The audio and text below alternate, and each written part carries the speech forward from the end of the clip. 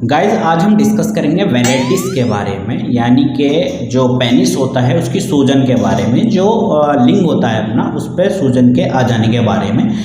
और ये प्रॉब्लम क्यों होती है, इसके क्या कोज रहते हैं, उसको समझना बेहद ज़रूरी है। अगर आप कोज को नहीं समझोगे तो आप फिर अपना आपको कैसे बचा पाओगे, ठीक है। तो उसको समझना ज़रूरी है और इसके सिम्टम को जानना ज़रूरी है।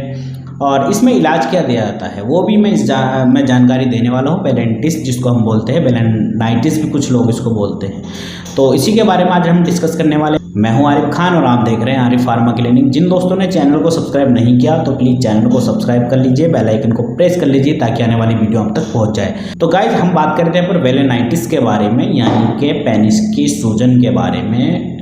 और या कुछ जो मेडिकल टर्म में इसको जो है पेनाइल इन्फ्लामेशन भी बोलते हैं, ठीक है, यानी कि लिंग की सूजन के नाम से भी इसको जाना जाता है। इसमें क्या होता है, सबसे पहले हम बेलेनाइटिस को ही समझेंगे भी कि बेलेनाइटिस होता क्या है।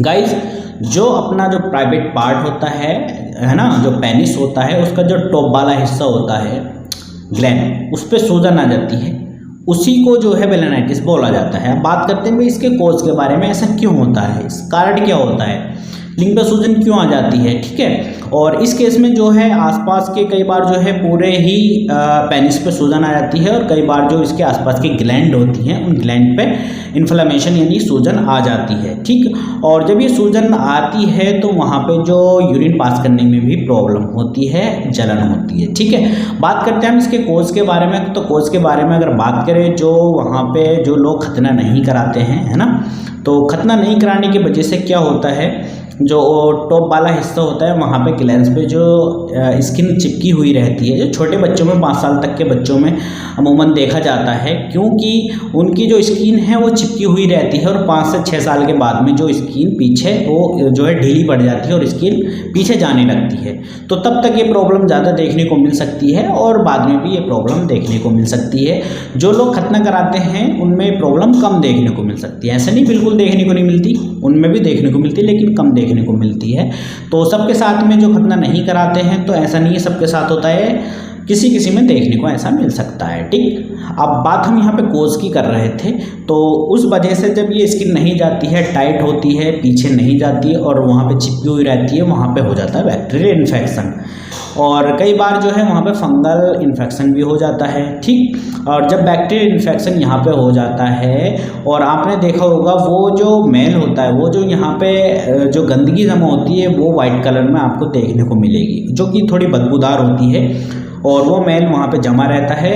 और जो वहाँ पे बैक्टीरिया होते हैं वो मल्टीपल होते रहते हैं, बढ़ते रहते हैं, जिस वजह से वहाँ पे कई बार पस पड़ जाता है, मवाद पड़ जाती है, पूरे जो पेनिस पे है सूजन आ जाती है, ठीक। तो ये इसके कुछ कोज हो सकते हैं। तो मेन कारण इसका यही रहता है। बात करते हैं सिम्टम के बारे में, भाई इसमें लक्षण क्या दिखाई देते हैं। तो जब लक्षण यही है कि आपके पेनिस जो है वो पूरा सूज जाएगा, ये आगे वाला जो हिस्सा है वो आपका सूज जाएगा, वहाँ पे जो है लाली आ सकती है, मतलब रेडनेस छा सकती है, इचिंग हो सकती है, और जब आप यूरिन पास करेंगे जलन होगी, वहाँ पर खुजलाहट महसूस होगी। तो इस टाइप से ये प्रॉब्लम देखने को मिल सकती है। इसका जो इलाज है वो टॉपिकल क्रीम्स वगैरह से ही किया जाता है ज़्यादा, और मेडिसिन भी इसमें दवाई दी जाती है।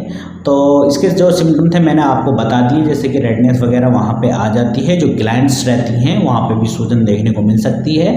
तो ये कुछ इसके सिम्टम थे। भाई बात करते हैं हम इसके ट्रीटमेंट की, कि इसमें ट्रीटमेंट किया जाता है। तो नॉर्मली जो पेनिस होता है, सबसे पहले जो नॉर्मल सेलाइन होता है उससे अच्छे से वॉश करना रहता है, अच्छे से धो लेना रहता है। बाद में जो है क्रीम आती है कैंडिड 3D, तो उसको लगाना रहता है। वहाँ पे कैंडिड 3D लगाओगे तो थोड़ा आपको रिलीफ मिल जाएगा। अगर इससे भी ठीक नहीं होते तो फिर आपको एक टेस्ट कराना रहता है, और उसमें ये टेस्ट करना रहता है भाई वहाँ पे क्या है रिपोर्ट में, बैक्टीरियल इन्फेक्शन है, ईस्ट इन्फेक्शन है, या फिर जो है आप ट्राइकोमोनास परजीवी जो होते हैं वो प्रेजेंट हैं नहीं हैं, वो सब चीज़ देखकर ही फिर आगे का ट्रीटमेंट दिया जाता है। अगर वहाँ पे ईस्ट इन्फेक्शन रहता है तो फिर आपको क्लोबेट्राजोल करके जो क्रीम आती है वो लगानी रहती है।